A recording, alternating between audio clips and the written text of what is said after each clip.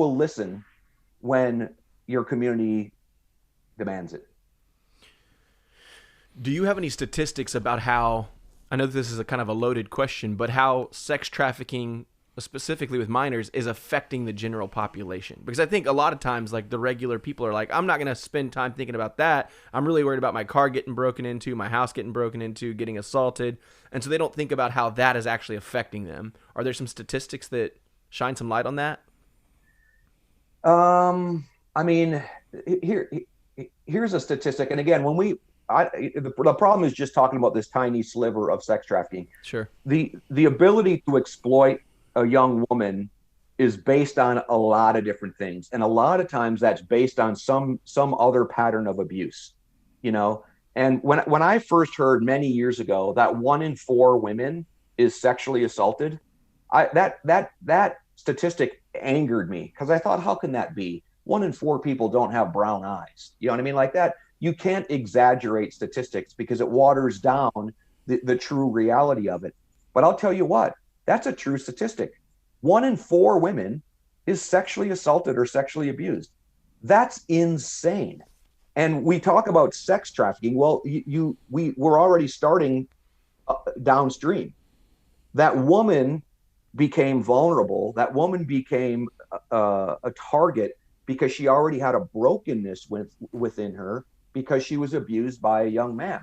So I think in addition to just looking at the commercial sex trafficking in the United States and that level of abuse, we really have to relook on how we treat women and how we respect women and how we talk about women and how we sing about women, you know? And again, I'm not some angel, right? We come from a community where we were rude and crude and all of that. But again, I also like to think we were honorable men, and we are honorable men, and we stick up for women and girls. And we just don't see enough of that today. I think to your point, Andrew, and if you, like Jeff said, there's a catalyst for everything. But if you're going to look downstream, it's not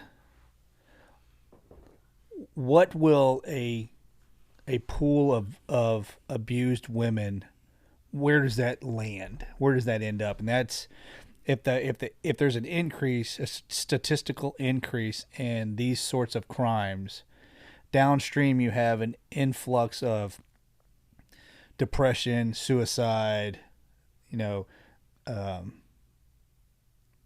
even addiction to drugs. Or things like drugs that. and alcohol, and then maybe even those particular victims start to victimize others.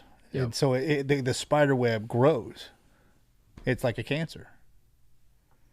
So it's a really good analogy where, okay, when we were overseas, right, we weren't combating radical Islamic ideology. We were capturing and killing the dudes that were employing it, right? That's all we were doing. So the reason these wars continue and the reason we haven't had the success and the wholesale counter narrative to talk to the Islamic community that counters this radicalism that they're so attracted to. And again, you're talking upstream. How does a young man become a radical Islamist fighter? Well, because he's disenfranchised, or oftentimes there's trauma and abuse and all these different things that occur upstream.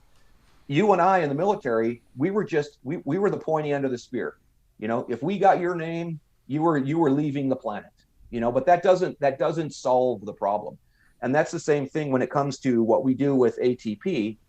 There is the part of it where we're helping law enforcement take these guys off the planet, not killing them, but putting them behind bars. That has to be done. These pimps and traffickers have to be put away for longer than they are right now. Statistically, less than 1% of them are ever prosecuted. So, think of that. Less than 1%. Less than 1%.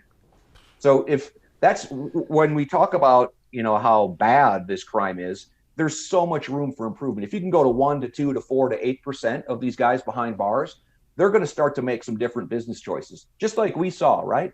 When we were in Iraq and you started capturing and killing guys by the hundreds and thousands, guess what?